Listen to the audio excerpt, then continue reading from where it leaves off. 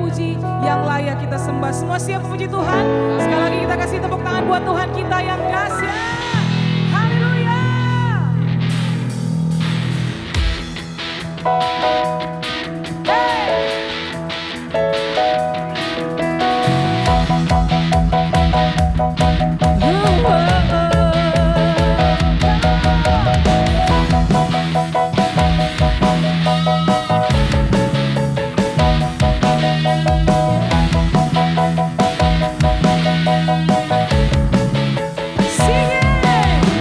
Mari kita semua umat pilihan Allah, dengarlah panggilannya untuk menggenapi firman-Nya. Sekaranglah waktunya berdiri bagi bangsa ini. Mari maju umat pemenang. Semuanya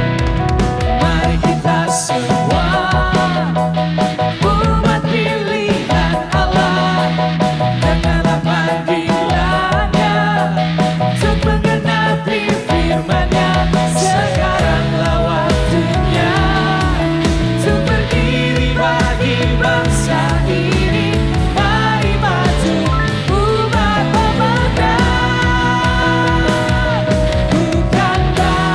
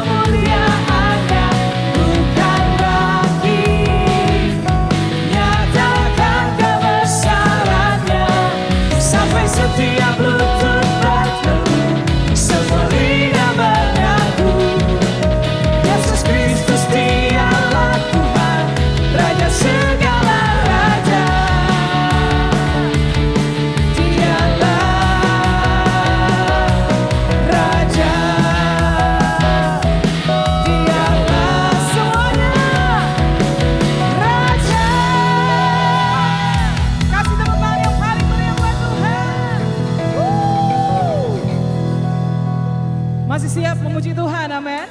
Bolehkah senyum kanan kiri yang lagi bersama dengan suami, istri atau keluarga, dan katakan, hai jiwaku pujilah Tuhan.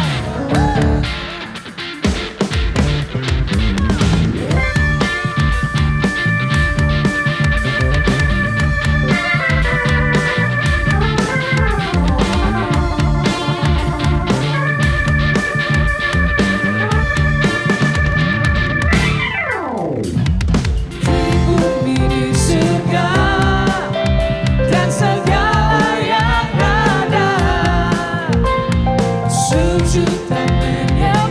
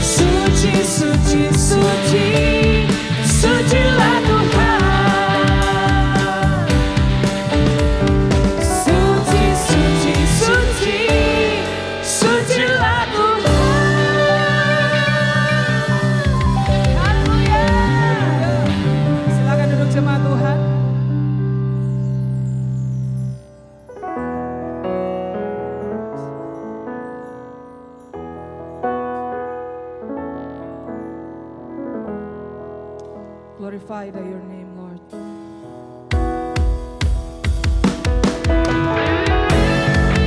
Ini kami jemaat-Mu Tuhan. Kami naikkan penyembahan kami kepada Tuhan yang adalah pencipta alam semesta, Raja di atas segala raja, Tuhan di atas segala Tuhan. Kami bawa persembahan kami kepadamu Tuhan. Alam semesta melukiskan kebesaran Tuhan, bumi dan surga menyanyikan kemuliaan nama-Mu. Hosana, Hosana, layak dipuji disembah, Kaulah yang bertata dulu sekarang dan selamanya, Raja atas segala raja, nama-Mu besar termulia.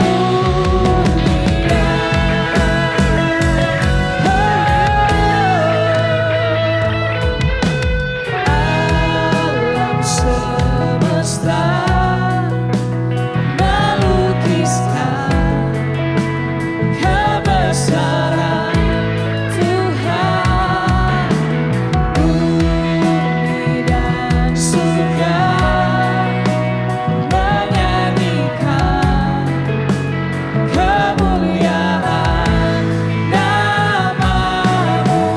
Hosana,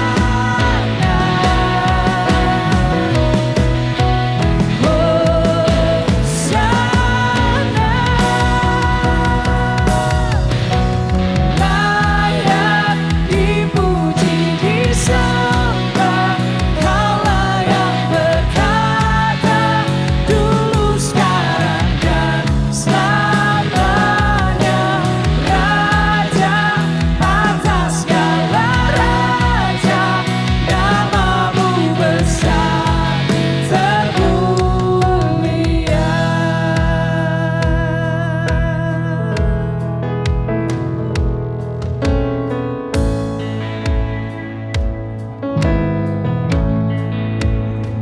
Bapak Ibu Saudara semua yang ada di rumah, mari kita mau mengangkat tangan kepada Tuhan yang adalah Allah kita, sebagai tanda kita menyembah Dia sehati dimanapun kita berada hari ini. Kita sembah Dia.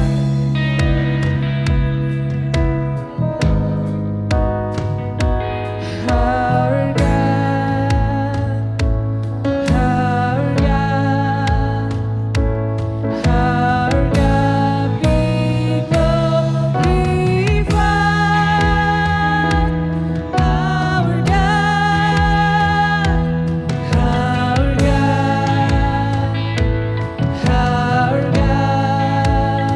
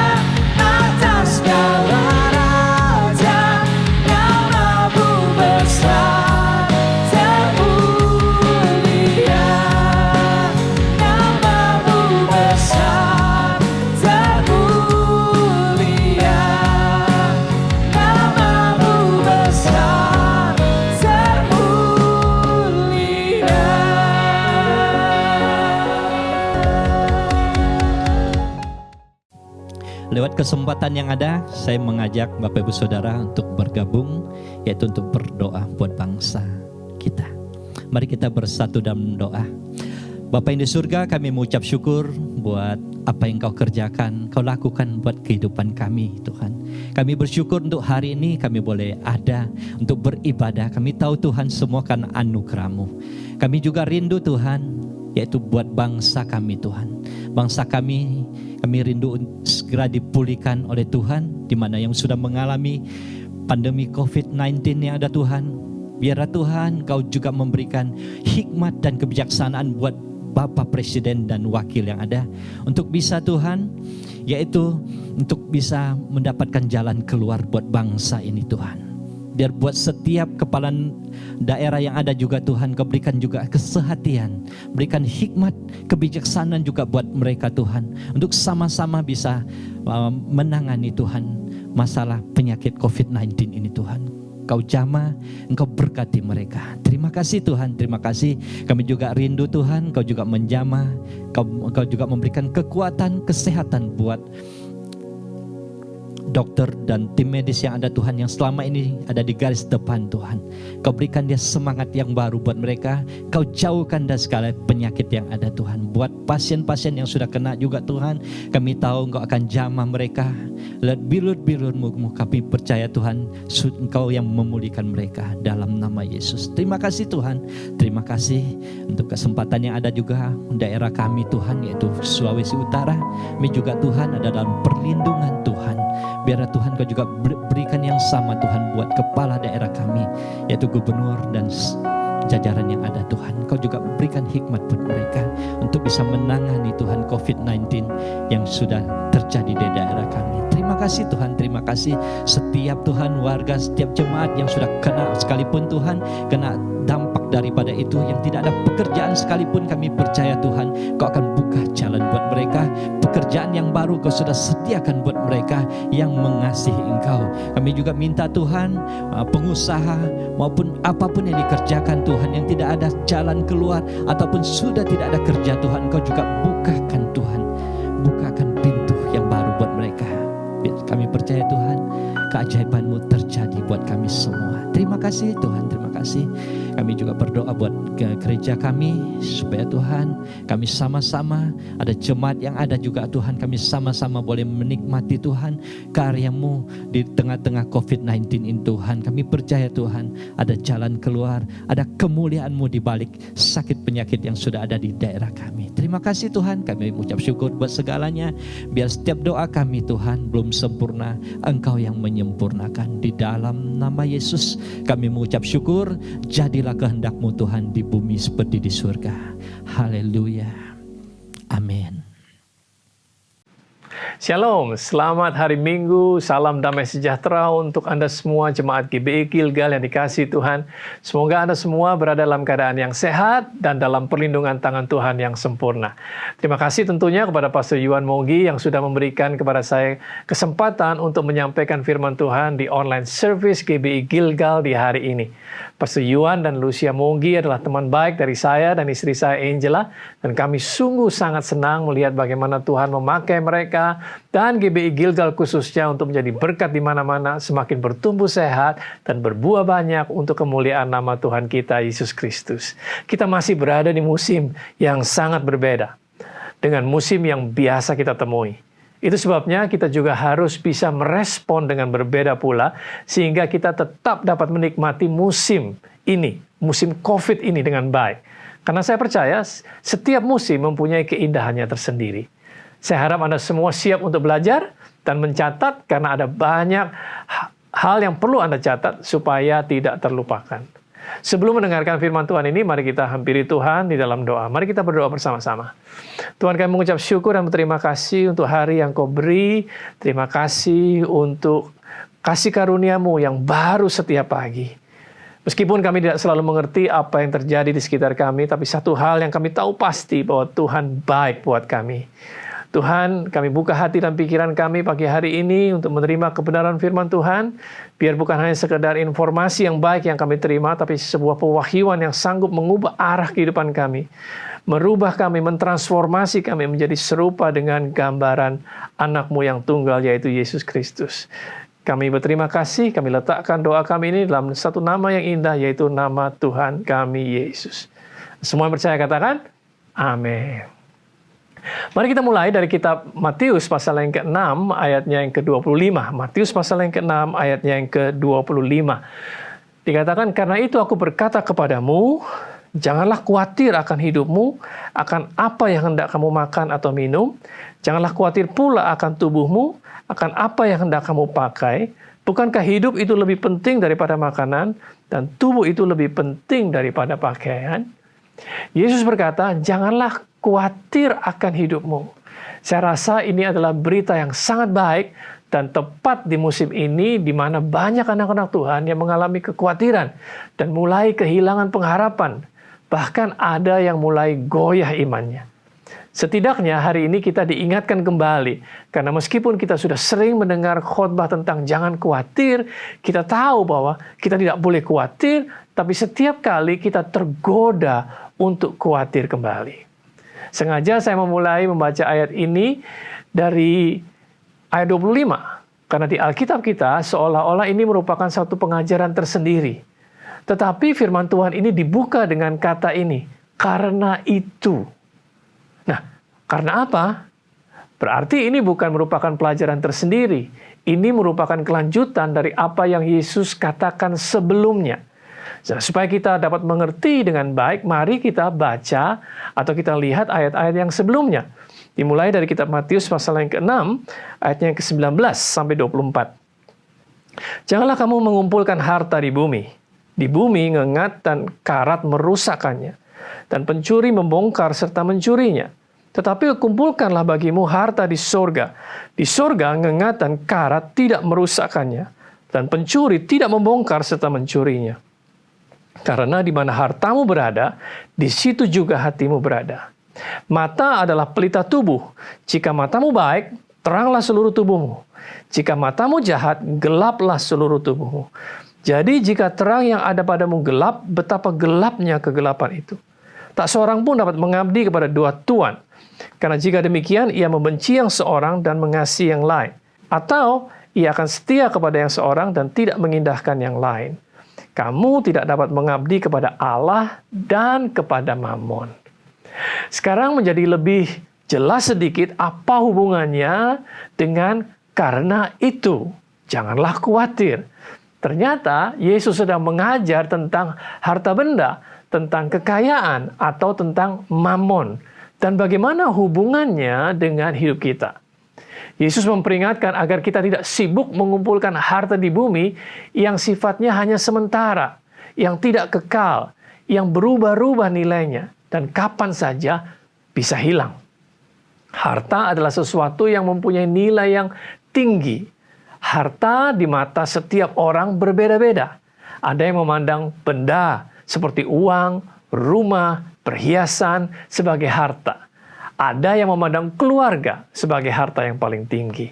Jangan sampai kita bekerja siang dan malam, menguras tenaga dan pemikiran untuk mengejar dan menumpuk sesuatu yang pada akhirnya cuma habis dimakan ngengat dan karat atau dicuri orang. Menjadi sia-sia semua yang sudah kita kerjakan dan kumpulkan.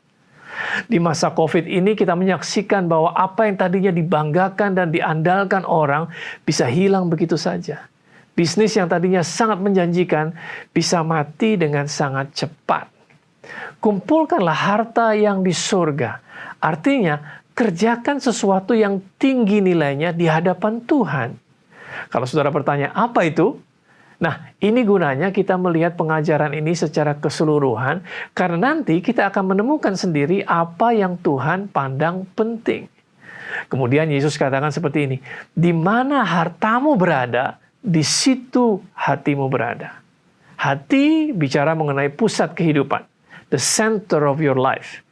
Pusat kehidupanmu ditentukan oleh apa yang engkau pandang paling berharga, di mana engkau letakkan hartamu. Itu yang menjadi perhatianmu yang paling utama. yang engkau selalu bicarakan kemana engkau pergi. Dan itulah yang menjadi sumber dari segala kekhawatiranmu. Mata adalah pelita tubuh. Mata memampukan kita untuk mempunyai pandangan. Jika matamu baik, maka teranglah seluruh tubuhmu, Yesus katakan. Di terjemahan lain dikatakan, jika matamu jernih, tidak kabur, maka terang juga hidup kita. Nah, apa yang juga digambarkan di Alkitab sebagai pelita? Saya harap saudara ingat.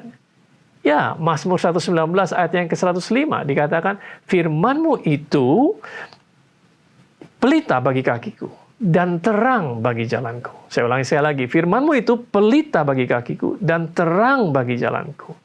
Berarti kalau mata kita mau terang, maka kita harus memakai firman Tuhan sebagai lensa.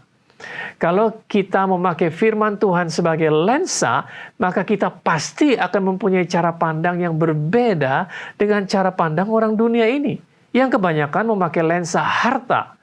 Segala sesuatu dipandang atau dilihat dari sisi uang. Perspektif atau sudut pandang menentukan sikap dan tindakan kita. Kita kenal yang dinamakan backlight, ya. Biasanya pada saat kita ambil foto dan berdiri bertentangan dengan cahaya, maka objek yang ada di depan kita menjadi tidak kelihatan atau gelap. Sedangkan pada saat kita berpindah posisi, ada cahaya di belakang kita sebagai backup kita, maka objek yang ada di depan kita menjadi jelas. Orang yang matanya tidak jernih akan gagal dalam membaca situasi dan musim kehidupan di mana dia berada. Dengarkan Yohanes pasal yang ke-8 ayat yang ke-12. Maka Yesus berkata pula kepada orang banyak, katanya, "Akulah terang dunia. Barang siapa mengikut aku, ia tidak berjalan dalam kegelapan, melainkan ia akan mempunyai terang hidup." Kalau kita mengikut Yesus, dikatakan kita akan mempunyai terang hidup. Nah, kalau kita mempunyai terang hidup, maka di dalam musim yang gelap sekalipun, kita tidak perlu takut sebab kita pegang terang hidup. Di dalam masa yang gelap sekalipun, kita tetap dapat menemukan jalan keluar dan juga menemukan kesempatan-kesempatan yang baik. Kemudian, Yesus katakan seperti ini, kepada siapa kita mengabdi? Semuanya ini didasari oleh pertanyaan ini. Kepada siapa kita menggantungkan hidup kita? Siapa yang kita ikuti? Kita disuruh memilih kepada siapa kita mau mengabdi. Artinya, kepada siapa kita mau mendedikasikan hidup kita. Kepada Tuhan atau kepada Mamon. Mau mencintai Tuhan atau mau mencintai harta benda? Karena kita tidak dapat mencintai keduanya sekaligus. Tuhan tidak mau dinomor duakan. Atau mungkin pertanyaan yang lebih baik adalah, mana yang kita mau kehilangan dalam hidup ini?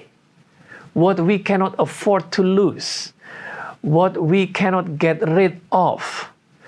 Kita disuruh mempertahankan salah satu, mana yang kita pilih. Apakah Tuhan yang kita lepas? Atau harta benda yang kita lepaskan.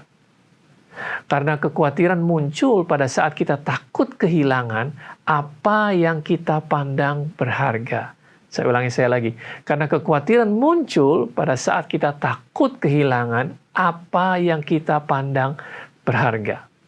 Artinya, kalau kita letakkan hidup kita dalam Tuhan, maka kita tidak perlu khawatir akan apapun juga, termasuk tidak khawatir untuk kehilangan harta benda.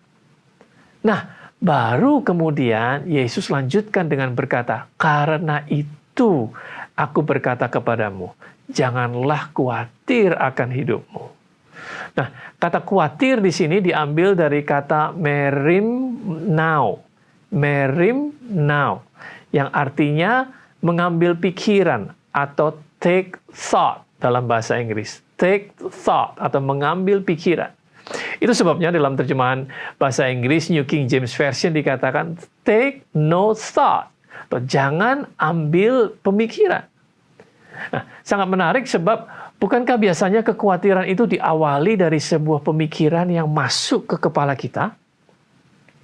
Saya kasih contoh. Pernahkah Anda jalan-jalan di mall, kemudian didekati seseorang dan disodori flyers atau pamflet? Entah flyers tentang apartemen yang baru dibangun, atau tentang promosi suatu barang, atau diskon, dan lain sebagainya. Pasti Anda semua pernah mengalaminya. Nah, banyak di antara kita yang suka mengambil flyers apa saja yang ditawarkan. Malah ada juga yang tidak perlu disodori, datang sendiri untuk ambil. Meskipun beberapa orang yang membagikan suka memaksa kita untuk mengambilnya, kita sebenarnya punya pilihan untuk ambil atau tidak. Kita bisa bilang, no thank you. Tidak, saya tidak mau. Nah, demikianlah kira-kira yang terjadi dalam hidup kita. Bayangkan setiap hari ribuan pemikiran, thoughts, baik positif maupun negatif, disodorkan kepada kita. Melalui berbagai macam bentuk media, berita yang muncul di smartphone, atau melalui percakapan orang. Ada juga orang yang suka mencari-cari berita, terutama mendengar atau ngumpulin berita yang negatif. Suka nguping pendengaran, atau suka nguping mendengarkan pembicaraan orang maksud saya. Suka mendengarkan gosip, sehingga kepalanya penuh dengan hal-hal yang tidak seharusnya dia pikirkan. Nah, kalau mata hati kita gelap, maka kita tidak dapat membedakan pemikiran yang disodorkan kepada kita.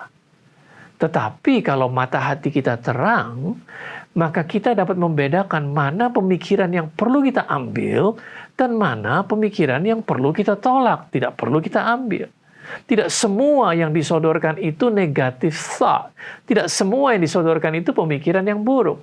Bisa jadi pemikiran yang disodorkan itu sesuatu yang kita memang perlu tahu, supaya kita memberi perhatian khusus.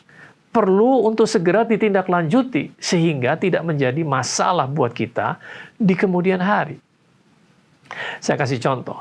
Pada saat kita mendengar berita bahwa virus corona ini dapat menular melalui droplets, maka berita tersebut harus diterima sebagai sebuah peringatan.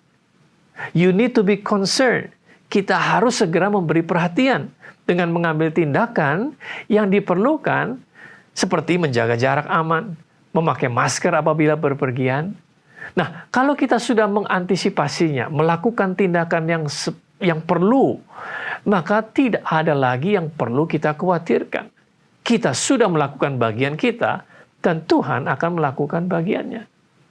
Tetapi apa yang tadinya cukup untuk kita perhatikan bisa berubah menjadi sebuah kekhawatiran kalau kita memikirkannya terus-menerus secara berlebihan dan merasa apa yang sudah kita lakukan masih belum juga cukup. Kekhawatiran adalah hasil dari keprihatinan yang berlebihan atau yang namanya over concern. Over concern. Nah, kita mulai mengambil pemikiran tersebut. Ini yang terjadi pada orang yang over concern, memutarnya berulang-ulang di kepala kita. Seperti memutar ulang sebuah lagu. Dan biasanya semakin sering diputar, semakin bertambah panjang lagunya. Karena kita yang tambahin sendiri liriknya. Dan semakin keras suaranya ada di kepala kita. Nah, kalau keadaan ini tidak cepat dikendalikan, maka dari sebuah lagu dapat berubah jadi sebuah film yang kita sutradarai sendiri, yang kita produksi sendiri di kepala kita. Kita mulai membayangkan yang tidak-tidak. Kita buat skenario kita sendiri. Bagaimana kalau begini? Bagaimana kalau begitu? Jangan-jangan, jangan-jangan, dan seterusnya. Sehingga pemikiran tersebut sekarang jauh lebih besar, jauh lebih masif daripada keadaan yang sebenarnya. Akibatnya kita bisa jadi stres sendiri, ketakutan, panic attack, ya, dan tidak bisa tidur karena tiba-tiba film dan lagu ini masuk ke autoplay mode. Bisa mutar sendiri tanpa lagi kita bisa kendalikan. Membuat kita melek, tidak bisa tidur di malam hari. Siapa yang pernah mengalami atau sedang mengalami keadaan seperti ini? Nah, ini tentunya sangat membahayakan. Bahkan bisa menjadikan tubuh kita sakit.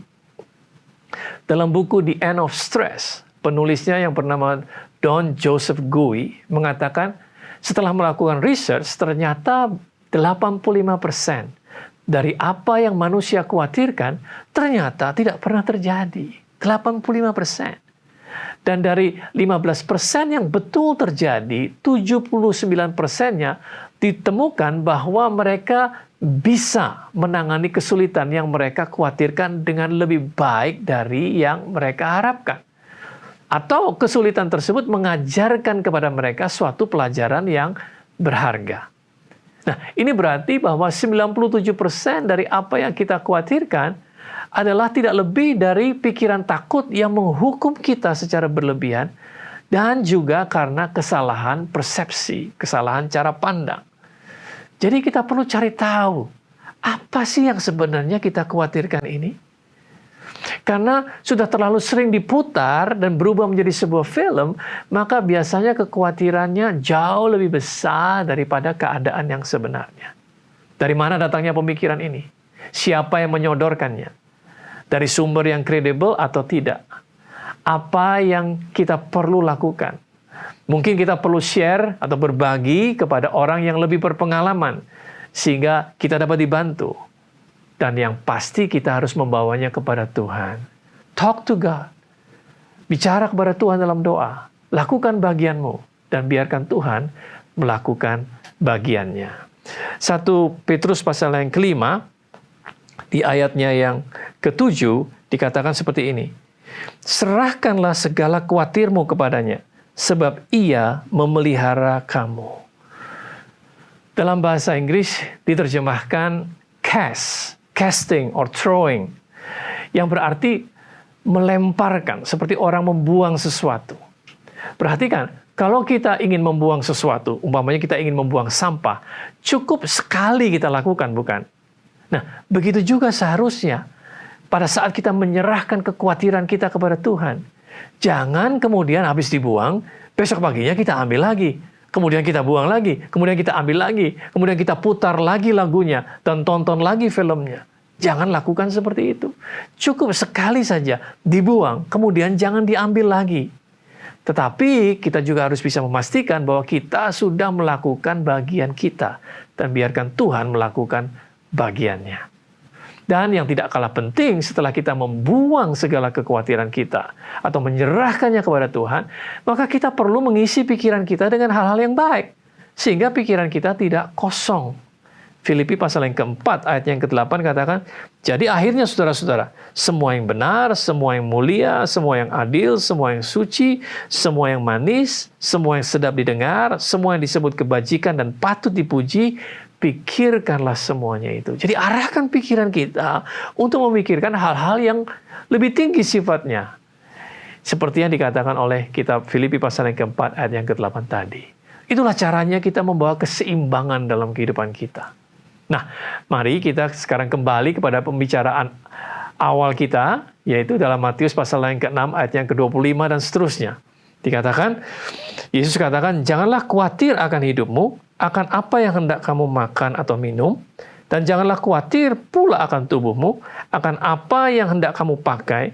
Bukankah hidup itu lebih penting daripada makanan, dan tubuh itu lebih penting daripada pakaian? Nah, tadi kita ingin tahu apa yang Tuhan pandang penting. Masih ingat? Nah, di sini kita menemukan jawabannya, yaitu hidup. Hidup itu yang Tuhan pandang penting. Hidup di sini yang dimaksudkan adalah jiwa. Tuhan memandang jiwa-jiwa itu sangat berharga. Dari Pastor Yuan, kita sering mendengar bahwa jiwa juga berbicara mengenai pikiran, perasaan, dan kemauan. Mempunyai jiwa yang sehat jauh lebih penting daripada mempunyai makanan. Saya rasa di musim COVID ini sudah banyak yang membuktikan hal tersebut. Kalau jiwa kita tidak sehat, pikiran, perasaan, dan kemauan kita tidak sehat atau sakit, maka makanan yang enak di depan kita tidak akan ada artinya. Dan punya tubuh yang sehat itu lebih penting daripada pakaian. Sekarang semua yang sudah dibeli seperti pakaian yang bagus-bagus, sepatu, tas, jam tangan, bahkan mobil atau tiket perjalanan liburan tidak bisa dipakai.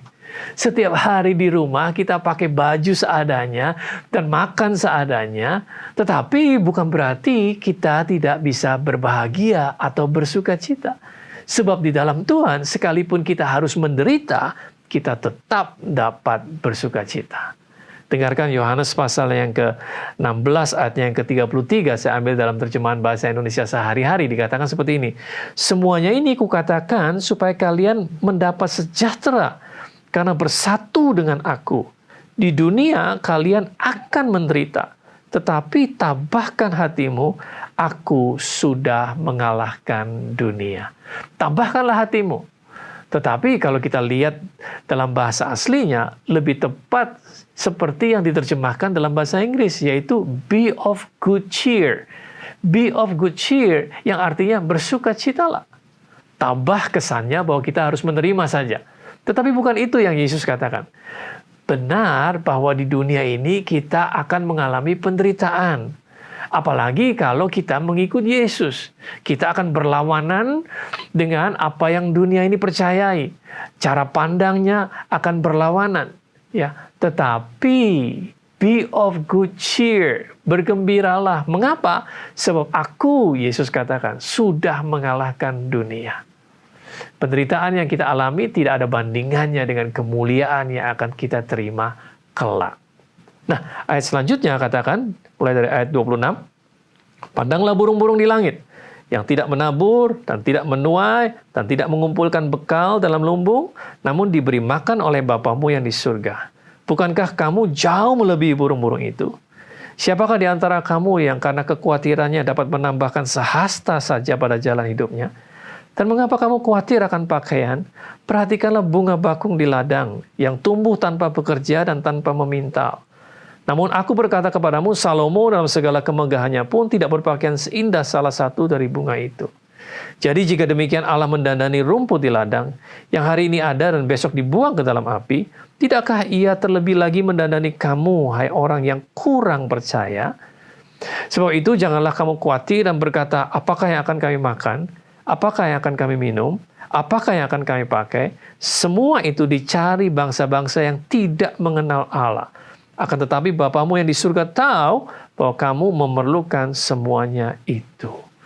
Kekhawatiran tidak menambahkan apa-apa yang baik dalam hidup ini. Malah mengurangi yang baik yang tadinya ada pada kita. Kalau kita mendedikasikan hidup kita kepada Tuhan, maka tidak ada yang perlu kita khawatirkan. Tuhanlah sumber dari pengharapan. Dia batu karang yang teguh, benteng perlindungan yang kuat. Dia dapat diandalkan di setiap waktu, di setiap musim kehidupan. Dan dia tidak berubah. Dulu, sekarang, dan sampai selama-lamanya. Dan kita dapat memanggil dia Bapa.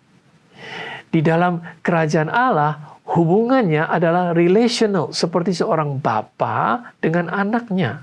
Sedangkan orang yang mengutamakan mamon membangun hubungan secara transaksional. Nah, kemudian kita ingat dalam kesempatan lain, Yesus katakan dalam Matius pasal yang ke-7 ayat yang ke-11, jadi jika kamu yang jahat tahu memberi pemberian yang baik kepada anak-anakmu, apalagi Bapamu yang di surga, Ia akan memberikan yang baik kepada mereka yang meminta kepadanya. Kalau kita yang jahat, yang kenal dosa, ya, kalau kita yang jahat ini tahu bagaimana seharusnya menjadi seorang Bapa yang baik kepada anak-anak kita, Yesus katakan, apalagi Bapamu yang di surga, yang tidak mengenal dosa. Kalau burung-burung di udara dan bunga-bunga saja dipeliharanya dan tidak kekurangan sesuatu yang baik, masakan dia tidak memelihara kita yang dia pandang lebih tinggi nilainya. Perhatikan, burung itu tidak malas. Burung tetap harus pergi cari makan. Tetapi ini kenyataannya, pasti ada makanan yang cukup dan tersedia buat semua burung-burung yang ada di udara. Demikian juga tersedia cukup sinar matahari setiap hari untuk semua bunga bisa mekar menunjukkan keindahannya. Yang saya senang di sini, Yesus katakan, masakan Bapamu tidak mendandani kamu? Berarti kita lebih dari sekedar dipelihara. Tetapi Bapa mau mendandani kita.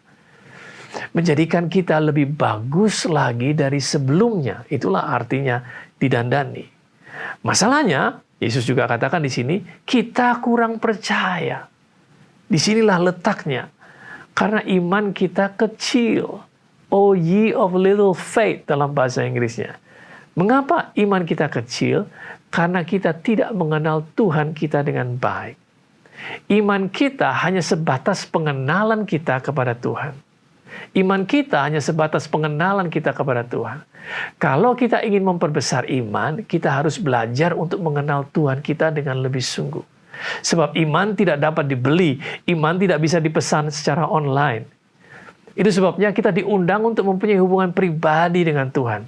Tidak menggantungkan iman kita kepada apa kata orang. Semua hubungan didasari oleh kepercayaan, termasuk juga hubungan kita dengan Tuhan. Kepercayaan bertambah apabila ada kebenaran. Sebaliknya, dusta atau kebohongan yang dibawa masuk ke dalam sebuah hubungan akan merusak hubungan tersebut. Kemudian, Yesus katakan dalam Matius 6 ayat 33, "Tetapi carilah dulu kerajaan Allah. Tetapi carilah dahulu kerajaan Allah dan kebenarannya.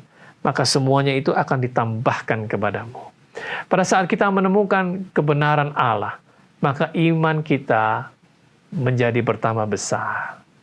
Carilah dahulu, berarti juga susun prioritasmu dengan benar. Prioritas hidupmu susunlah dengan benar. Lihat, siapa saja yang benar dalam menyusun prioritas hidupnya tidak mengalami kekhawatiran seperti yang dialami banyak orang di musim COVID ini. Kemudian ayat yang terakhir, Matius 6 ayat 34 katakan, "Sebab itu janganlah kamu khawatir akan hari besok, karena hari besok mempunyai kesusahannya sendiri. Kesusahan sehari cukuplah untuk sehari." Jangan tambahin kesusahan hari ini dengan kesusahan besok. Karena untuk kesusahan hari ini, Tuhan sudah menyediakan kasih karunia khusus yang berlaku untuk hari ini. Bukan berarti kita tidak boleh membuat rencana untuk hari besok, tetapi yang dimaksudkan adalah jangan over concern. Jangan terlalu berlebihan memikirkannya sehingga muncul kekhawatiran. Sebab khawatir akan hari esok malah akan menyia-nyiakan kasih karunia yang tersedia buat kita di hari ini. Nah, dalam perikop ini, kita dapati 3 kali Yesus mengatakan, "Janganlah kamu khawatir." Nah, 3 hal ini yang dialamatkan dengan berkata, "Janganlah kamu khawatir." Yang pertama, janganlah kamu khawatir akan jiwamu. Sebab keselamatan ada di dalam Yesus. Ambil keputusan untuk ikut Yesus. Kalau Anda belum pernah mengambil keputusan untuk bertobat dan dilahirkan kembali, sekaranglah saatnya. Yang kedua, janganlah khawatir akan kebutuhanmu sehari-hari. Sebab Bapamu yang di surga akan memelihara kamu dan akan mendandani kamu. Yang ketiga, janganlah khawatir akan hari besok. Sebab Tuhan yang memegang masa depan. Rencananya adalah rancangan yang penuh dengan damai sejahtera, yang memberikan kepada kita hari depan yang penuh dengan harapan. Pada akhirnya, jemaat GBI Gilgal yang dikasihi Tuhan, janganlah khawatir akan apapun juga. Tuhan Yesus memberkati kalian semua. Amin. Shalom Bapak Ibu Saudara, kita akan mendengarkan sebagian pengumuman untuk minggu berjalan. Yang pertama, ibadah online gereja kami diadakan setiap hari Minggu jam 8 pagi di link YouTube GBI Gilgal Manado. Kemudian ibadah kids setiap hari Minggu jam 9 pagi di link yang sama, yaitu GBI Gilgal Manado. Untuk ibadah JNJ dan Youth di link yang sama, GBI Gilgal Manado, itu dilakukan atau diadakan hari Rabu jam 7 malam.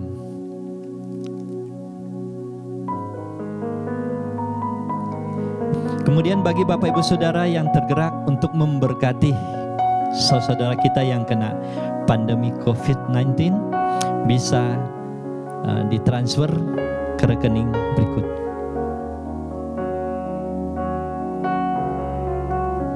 Bagi Bapak Ibu Saudara yang ingin didoakan atau ingin pelayanan doa, tim doa kami bisa dihubungi melalui nomor berikut.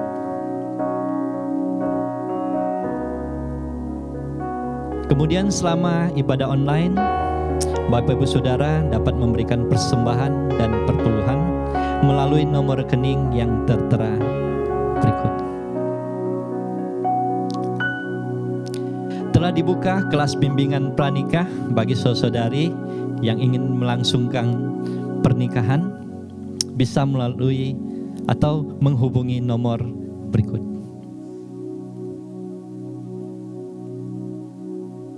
Saya juga menyambut Bapak Ibu Saudara yang baru pertama kali mengikuti ibadah online kami, dan bila ingin bertumbuh lebih lagi melalui Komsel, bisa melalui nomor berikut. Demikian pengumuman hari ini. Selamat hari Minggu, Tuhan Yesus memberkati.